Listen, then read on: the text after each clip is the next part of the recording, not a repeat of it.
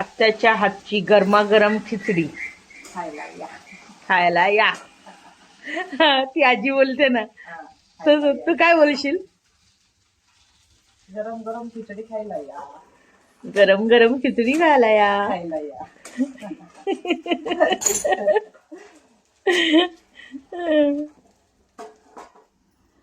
हे बघा, ही माझी पुण्याची आत्या.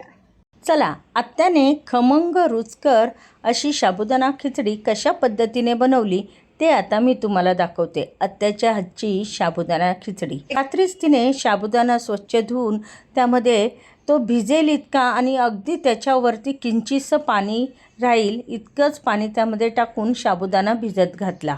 आता हा साबुदाणा रात्रभर व्यवस्थित भिजलेला आहे, व्यवस्थित फुललासुद्धा आहे. आत्याने साबुदाणा खिचडी करण्याची पूर्ण तयारी करून घेतली. बटाटे उकडून घेतले, हिरव्या मिरच्या चिरून घेतल्या, साबुदाणाही मस्तपैकी फुललं आहे.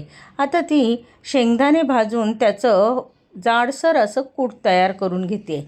कढईमध्ये तेल टाकून घेतलेलं आहे आणि त्या कढईमध्ये आपल्याला आवडतील आपल्या चवीनुसार हिरव्या मिरच्यांचे तुकडे टाकून घेतलेले आहेत. जेवढं तिखट तुम्हाला हवं असेल तेवढ्या हिरव्या मिरच्या तुम्ही ह्यामध्ये घालू शकता.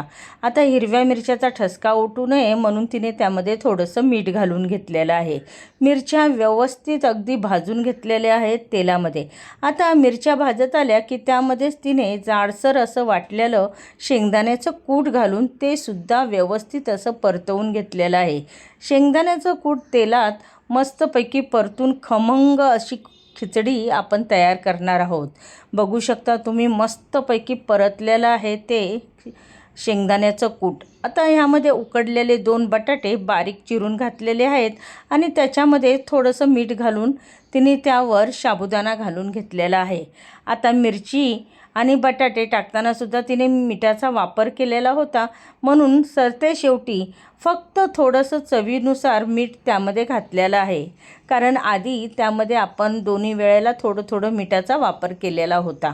तर आता मस्तपैकी साबुदाणा हलवून घ्यायचा आहे, कढईमध्ये व्यवस्थित असा परतवून घ्यायचा आहे. व्यवस्थित जितका आपण परतणार ना तेवढा साबुदाणा मस्त होतो. परतताना काय करायचं, गॅसची फ्लेम ही फास्ट ठेवायची आणि थोड्या वेळाने परत ती स्लो करून टाकायची.